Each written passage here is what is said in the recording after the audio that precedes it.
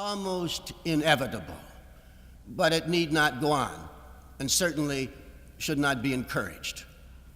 Never been a minority or persecuted group that didn't, if the persecution and the minority status carried on for very long, come to feel themselves unworthy, to assume in their hearts, more than in their minds, to assume in their hearts that they really were inferior, inadequate.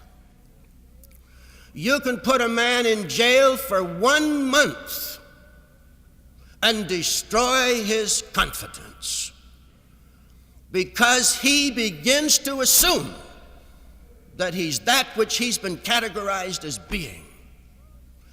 You can take the strongest person and put him into a community relationship where he is regarded as inferior, and soon, very soon, he will come to feel inferior. And strangely enough, or is it strange, want to take the role of his oppressor. And instead of hating his oppressor, or is it just a different form of hate, he begins to envy him and admire him and respect him. This was never more vividly displayed than in what's called the capos and the concentration camps, Germany. These were trustees, Jews mostly, but sometimes political prisoners, doctors, and others who were given the special privilege of overlooking groups of their fellow prisoners. So they had special position. These prisoners, though they knew in many cases that their turn for extermination would come, persecuted and oppressed their own fellow prisoners. Worse, we are told, than the Nazis themselves. Would if they could, and in many cases did, and were allowed to by their Nazi tyrants, to put on Nazi uniforms and to parade their persecution of their own fellow prisoners while wearing the hated uniform.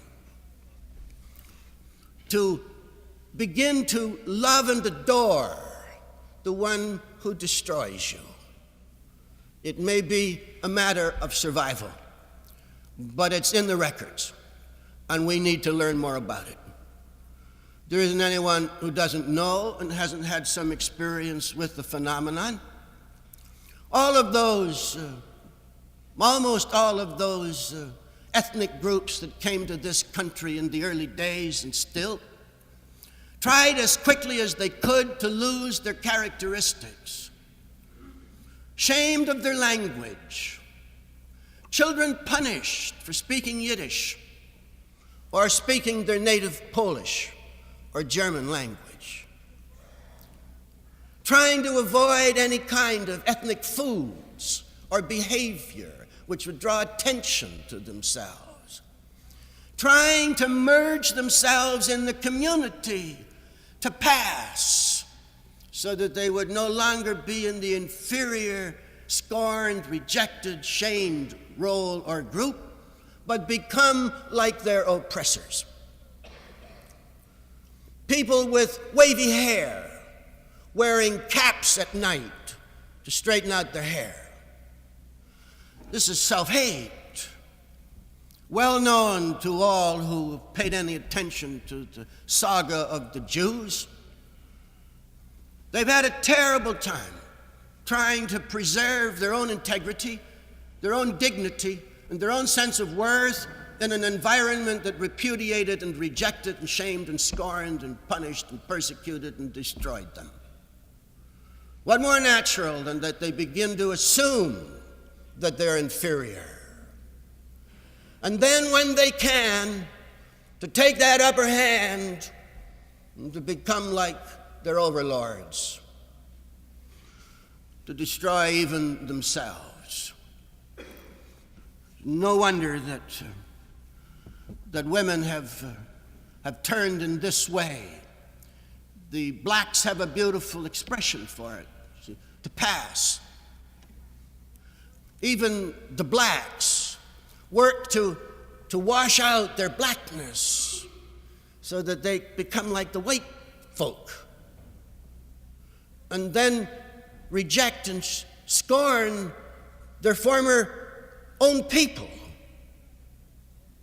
pretending not to be, not acknowledging, not crediting their pastor, their backing, ashamed of themselves. So we try to pass, become like your enemy. This is disruption. It's terribly wasteful. It's horribly unnecessary. There must be better ways. Let's not lose our qualities. Let's not lose the quality of Judaism, or of our Polish heritage, or our Chinese, or our African, or of any other. Let's preserve our differences. There is great validity in difference, and there's death in uniformity and conformity. The blacks, surprisingly enough, have found a way out, it seems to me, with that beautiful expression. And I remember my shock on first hearing it, thinking what a ridiculous statement to be making. Black is beautiful. Seems so childish. Black is beautiful. And they've been saying it long enough so that many, many of them have come to feel it. You don't change those centuries that quickly. But there's been a movement. Black is beautiful. And after a while, you find yourself understanding what they're doing and why. And then strangely enough and beautifully enough, you find yourself nodding and saying, yes, it is. Yes, it is. Far better they be black and beautiful than to pass, become like us. We don't need our minorities to assume our bad habits, our bad attitudes, our unbeautiful reactions, our ugliness, our inadequacies. We don't need them to help us in those things. We need whatever qualities of spirit they have developed through their suppression to help us be more human, more humane, to understand and recognize that we're all one. We're all human beings, lost here on this planet, in this immense universe, and that we need each other. Femininity is beautiful. If women give it up, men will develop it, because we can't afford to live without it. On the basis of total, full equality and freedom, let's do whatever we want. As they say today, whatever turns you on, let's do it. But let's do it as men and women. Masculinity and femininity are both beautiful. Take any job, pursue any adventure, express any interest, play any sport, dress and live any way you want to, but do it as a man or do it as a woman. There's no achievement worth the loss of masculinity or femininity.